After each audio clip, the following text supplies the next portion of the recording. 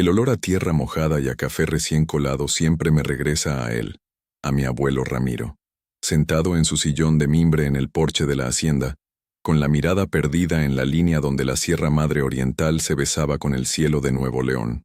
Sus manos, curtidas por décadas de trabajo y sol, sostenían un pocillo de barro, y de su boca no salían palabras, sino sentencias.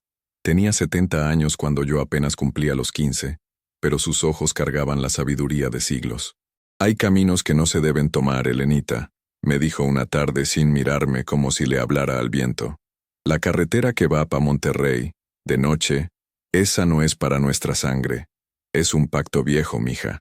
Una deuda que no nos toca pagar, pero que igual nos pueden cobrar. Yo no entendí entonces. Para mí, Monterrey era la promesa de la ciudad, las luces, las tiendas, un mundo lejos del polvo y el silencio de nuestro rancho en Bustamante. Era el lugar a donde los jóvenes iban a estudiar, a trabajar, a vivir.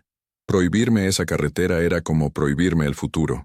Mi abuelo nunca fue un hombre de dar explicaciones. Sus órdenes eran como las leyes de la naturaleza. Simplemente se acataban.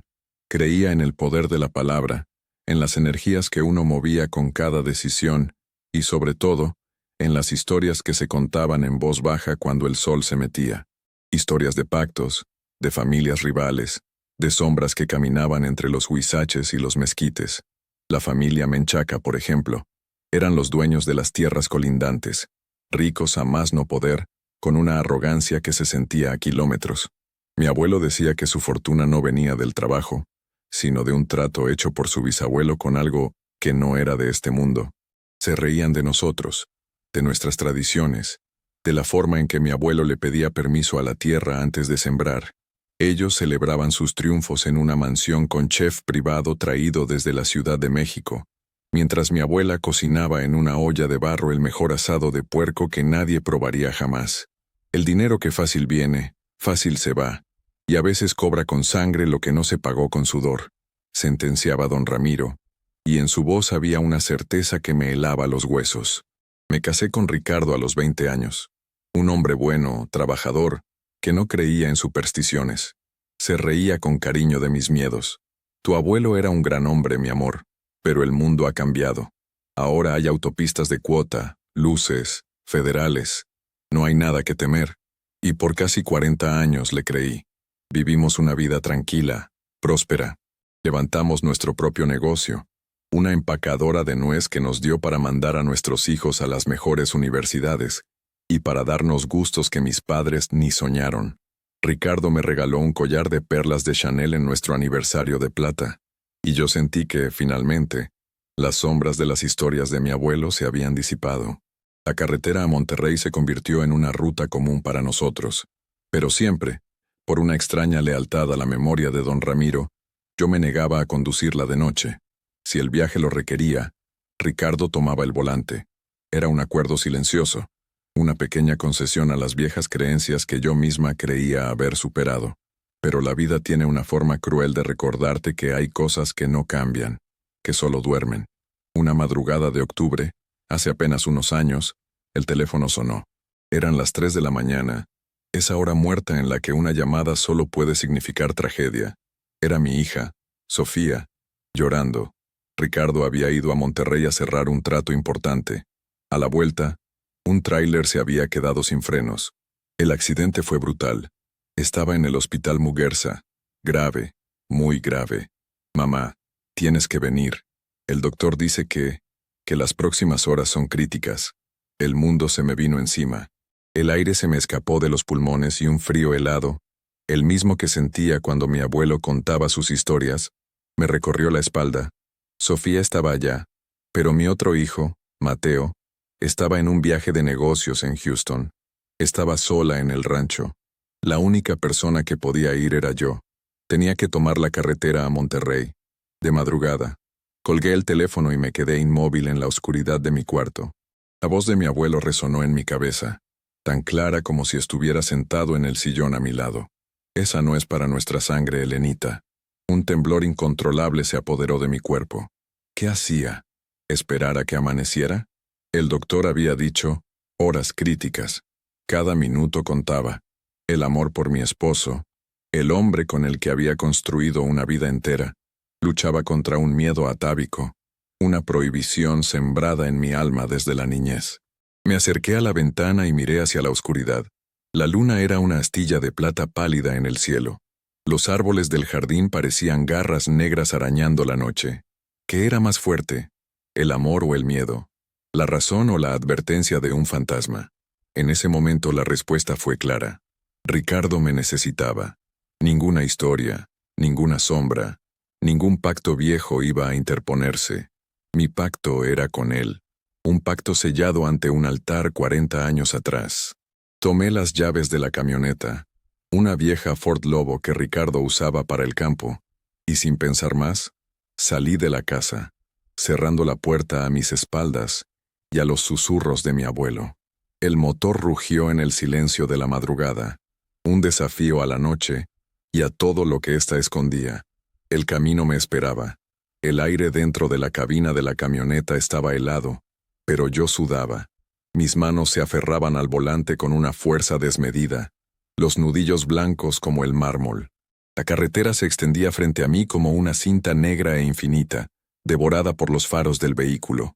A ambos lados, el monte era una masa de sombras impenetrables, un mundo aparte donde las leyes de la lógica y la razón parecían no aplicar. Cada kilómetro recorrido aumentaba la tensión en mis hombros.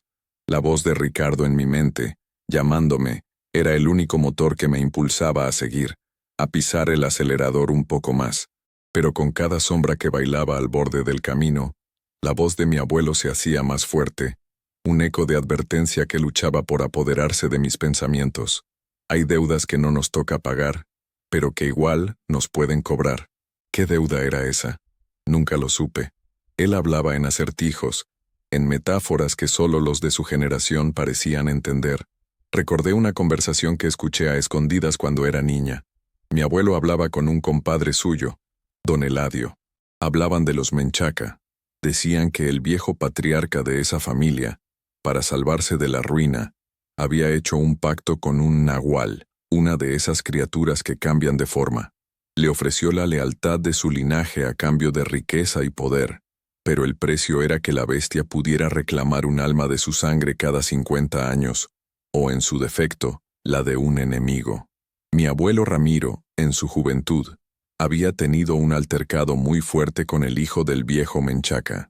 Una disputa por un venero de agua que casi termina en tragedia. Don Ramiro ganó la disputa, humillando al Menchaca frente a todo el pueblo. Ese coraje no lo olvidan, Ramiro, le decía don Eladio. Esa gente no perdona. Y su protector, menos. Mi abuelo solo asintió, su rostro una máscara de seriedad. Por eso mis hijos y los hijos de mis hijos no cruzarán esa carretera de noche. Es su territorio. El cobrador pasa por ahí. En ese momento, esas palabras infantiles que yo había archivado en el rincón de los cuentos de viejos se sentían terriblemente reales. La soledad de la carretera era abrumadora. No había otros autos, solo yo y el rugido del motor. Pasé por el entronque de Villaldama y la sensación de ser observada se intensificó. Giré la cabeza instintivamente hacia la derecha. Nada. Solo la negrura del monte. Pero no era una negrura vacía. Se sentía viva, expectante. Traté de enfocarme. Pensé en Ricardo, en su sonrisa, en la forma en que me tomaba la mano cuando veíamos la televisión. Pensé en mis hijos, en la familia que habíamos construido. Esto es por ellos, me repetía. Soy una mujer fuerte. He manejado juntas directivas. He negociado con proveedores de todo el país. No voy a dejarme intimidar por un cuento de mi abuelo. Pero el miedo no entiende de lógica. Es una criatura primitiva que vive en el fondo del estómago, y en ese momento, la mía estaba despierta y hambrienta. Fue entonces cuando la camioneta empezó a fallar. Unas toses secas del motor, una pérdida de potencia. Las luces del tablero parpadearon. No, ahora no. Por favor, no. Susurré, golpeando suavemente el volante como si eso pudiera arreglar algo. La velocidad disminuyó hasta que el vehículo se detuvo por completo, el motor ahogado en un silencio sepulcral. Las luces se apagaron, sumergiéndome en una oscuridad casi total, solo rota por la pálida luz de la luna. Estaba varada, en medio de la nada, En la carretera prohibida, el pánico me subió por la garganta como una bilis amarga. Intenté encenderla de nuevo. Nada. El motor estaba muerto. Tomé mi celular del bolso, un iPhone que mi hijo Mateo me había regalado. Sin señal. Por supuesto. Era como si una mano invisible hubiera orquestado cada detalle para dejarme completamente sola y vulnerable. El silencio era ahora mi peor enemigo. Un silencio tan profundo que podía escuchar los latidos de mi propio corazón. Un tambor desbocado en mi pecho. Y en ese silencio, lo escuché. Un crujido de ramas secas viniendo del monte. No era el sonido de un animal pequeño, un coyote o un venado. Era pesado, metódico. Alguien, o algo, se estaba moviendo entre los árboles, acercándose. Me encogí en mi asiento, tratando de hacerme lo más pequeña posible. Mis ojos ya acostumbrados a la penumbra escudriñaban la oscuridad más allá del parabrisas. Vi un movimiento, una sombra que se separaba de las otras sombras. Era alta, mucho más alta que un hombre. Se movía en dos patas, pero con una cadencia animal, antinatural. Se detuvo justo en el límite donde la luz de la luna se rendía ante la oscuridad del monte. Y entonces, dos puntos de luz amarillenta se encendieron en la negrura. Ojos. Ojos que me miraban fijamente, con una inteligencia fría y depredadora. No eran los ojos de una bestia. Eran los ojos del cobrador del que hablaba mi abuelo.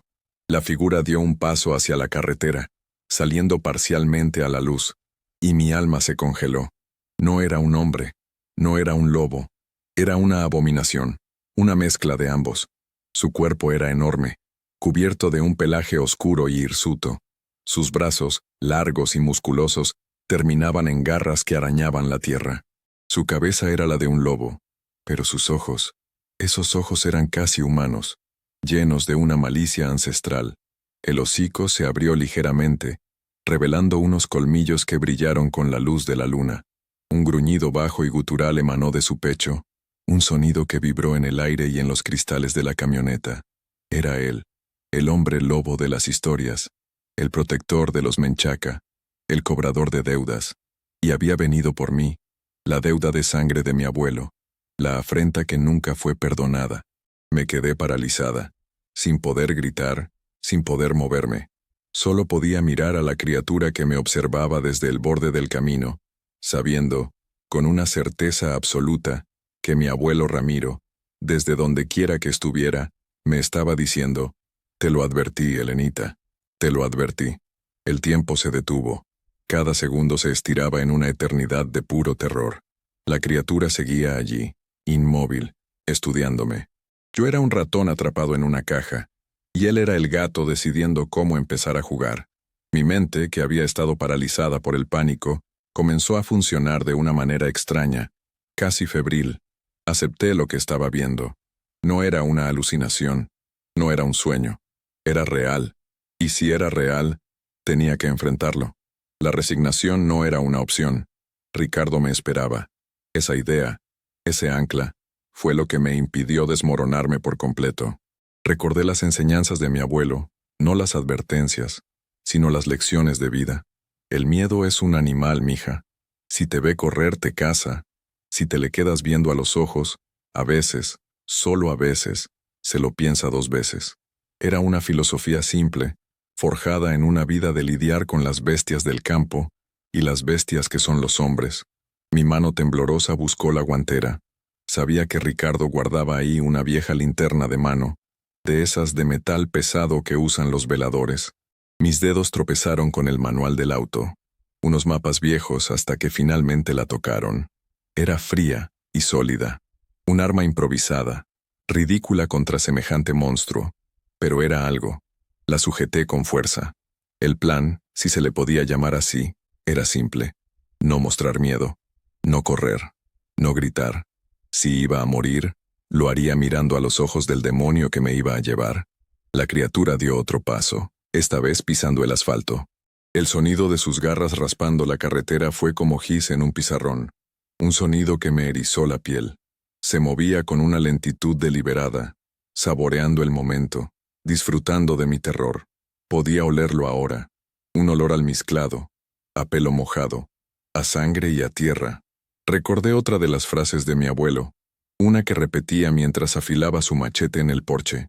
Toda bestia tiene un amo, aunque sea su propio instinto, y todo instinto obedece a una ley superior. ¿Cuál era la ley superior aquí? La supervivencia, el depredador y la presa. Pero yo no era una simple presa. Era una esposa yendo a salvar a su marido. Era una madre. Era una abuela. Era la nieta de Ramiro Villanueva, un hombre que nunca se rajó. Esa herencia, esa sangre, corría por mis venas. La criatura se acercó a la puerta del conductor. Estaba tan cerca que podía ver el vaho de su aliento en el cristal. Su enorme cabeza se inclinó, y sus ojos amarillos se clavaron en los míos. En ese momento hice lo único que se me ocurrió. Levanté la linterna, la encendí y apunté el haz de luz directamente a sus ojos. Un rugido ensordecedor sacudió la noche. La bestia retrocedió, cegada por la luz repentina, sacudiendo la cabeza con furia. Aproveché su confusión. Giré la llave en el encendido una vez más, con una mezcla de desesperación y fe. Un sonido, un intento, y luego, un milagro. El motor cobró vida con un estruendo, tosiendo humo negro por el escape, pero vivo. No esperé. Metí la primera velocidad con un rechinido de la caja de cambios y pisé el acelerador a fondo. Las llantas traseras patinaron en el asfalto y la camioneta salió disparada hacia adelante. Miré por el espejo retrovisor. La criatura ya se había recuperado y corría detrás de nosotros. Su velocidad era inhumana. Por unos segundos aterradores, mantuvo el paso, sus garras casi alcanzando la defensa trasera. Vi su rostro deformado por la rabia, los colmillos expuestos en un gruñido silencioso. Pero la máquina era más fuerte que la bestia. Poco a poco empecé a dejarlo atrás. La figura se fue haciendo más pequeña en el espejo, hasta que se detuvo en medio de la carretera, una silueta negra contra la noche que empezaba a clarear en el horizonte. Siguió mirándome y yo sentí su mirada quemándome la nuca, una promesa de que esto no había terminado. No quité el pie del acelerador. Conduje como una autómata, con la vista fija al frente, sin atreverme a mirar de nuevo por el espejo. Las lágrimas que no habían salido por el miedo, ahora brotaban por el alivio, por el terror pasado. Lloré por mi abuelo, por haber dudado de su sabiduría. Lloré por Ricardo, rezando para que todavía estuviera vivo. Lloré por mí, por la mujer que había sido antes de esa noche, y por la que sería a partir de ahora. Las primeras luces del alba pintaron el cielo de naranja y rosa cuando vi las luces de Monterrey a lo lejos. La ciudad nunca me había parecido tan hermosa, tan segura. Era un faro de civilización en un mundo que, ahora sabía, escondía horrores primordiales. Llegué al hospital temblando, sucia, con el pelo revuelto y los ojos enrojecidos. Cuando entré a la sala de espera, mi hija Sofía corrió a abrazarme. «Mamá, ¿qué te pasó? ¿Por qué tardaste tanto?» No pude responder. Solo la abracé con fuerza, sintiendo el calor de su cuerpo, la solidez de la realidad. «Papá está estable», me dijo entre sollozos. «Salió de la cirugía hace una hora. El doctor dijo que es un milagro. Un milagro. Sí, esa noche había estado llena de ellos. Me llevaron a ver a Ricardo. Estaba pálido, conectado a un sinfín de máquinas que pitaban suavemente, pero respiraba. Estaba vivo. Me senté a su lado, tomé su mano y por primera vez en horas, sentí que podía respirar. Había enfrentado a la bestia y había ganado. La deuda, por ahora, estaba saldada. Los días que siguieron fueron un torbellino de emociones y decisiones. Ricardo se recuperaba lentamente, pero los médicos eran claros. Necesitaba un tratamiento especializado que solo podían ofrecerle en Estados Unidos. «Hay una clínica en Houston, mamá», me dijo Mateo por teléfono, su voz cargada de preocupación. «Es de las mejores del mundo, pero es carísima. No sé si el seguro lo cubra todo». En ese momento, las preocupaciones mundanas se sentían casi como un alivio. Hablar de dinero, de seguros, de logística, era un bálsamo para una mente que seguía repitiendo las imágenes de dos ojos amarillos en la oscuridad. «No te preocupes por el dinero, hijo», le dije con una calma que no sentía. «Tu padre tendrá lo mejor. Usaremos los ahorros. Venderemos lo que sea necesario». Por primera vez, agradecí la vida de lujos que habíamos construido, no por el estatus, sino por las opciones que nos daba. La tarjeta Black de Ricardo, que siempre me había parecido una ostentación innecesaria, ahora era una herramienta de supervivencia. El dinero no podía comprar la felicidad, pero sí podía comprar tiempo y la mejor atención médica posible. Mientras organizábamos el traslado de Ricardo, mi hija Sofía se derrumbó.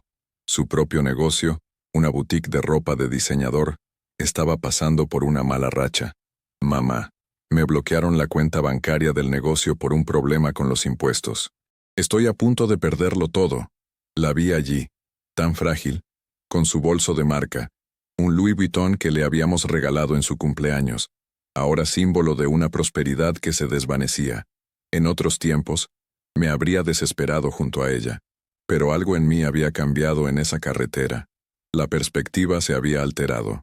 Escúchame bien, Sofía, le dije, tomando su rostro entre mis manos. El dinero va y viene. Los negocios se caen y se levantan. Lo que tienes aquí, le dije tocando su pecho, tu fuerza, tu inteligencia, eso nadie te lo puede quitar.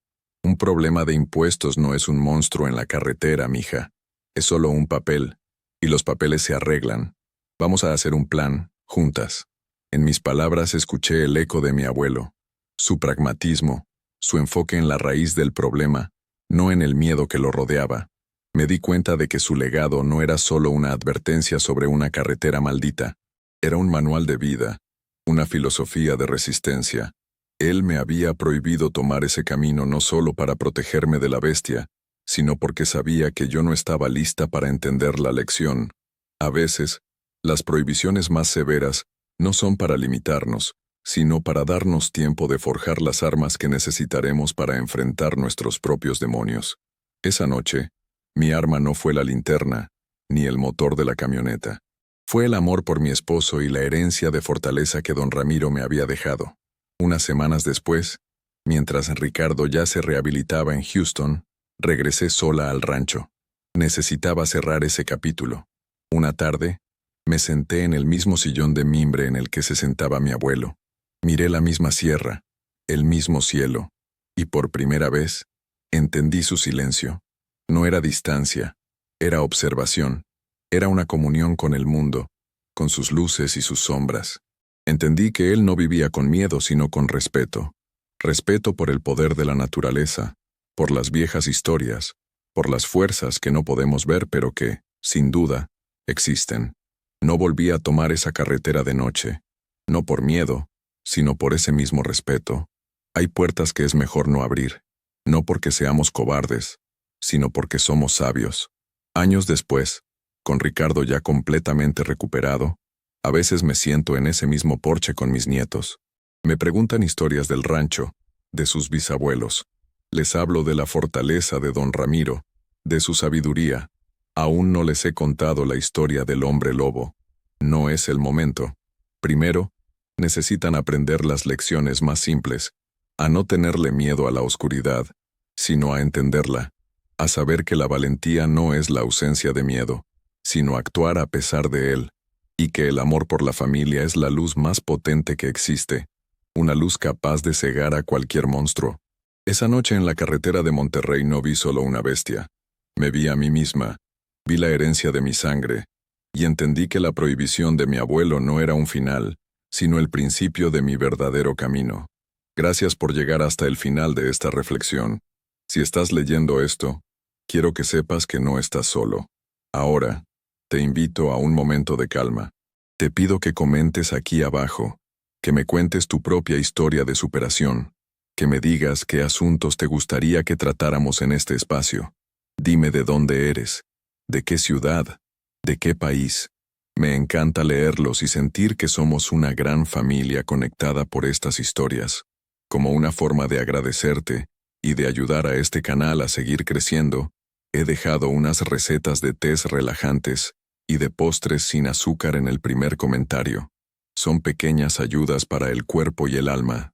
Quiero que sepas que cada comentario, cada me gusta, cada vez que compartes esto, nos ayuda a llegar a más personas que, como tú y como yo, a veces necesitan escuchar que todo va a estar bien. Les agradezco de corazón su apoyo, Y no olviden seguir el canal para que no se pierdan ninguna de las historias y reflexiones que compartimos. Que Dios los proteja a todos, hoy y siempre.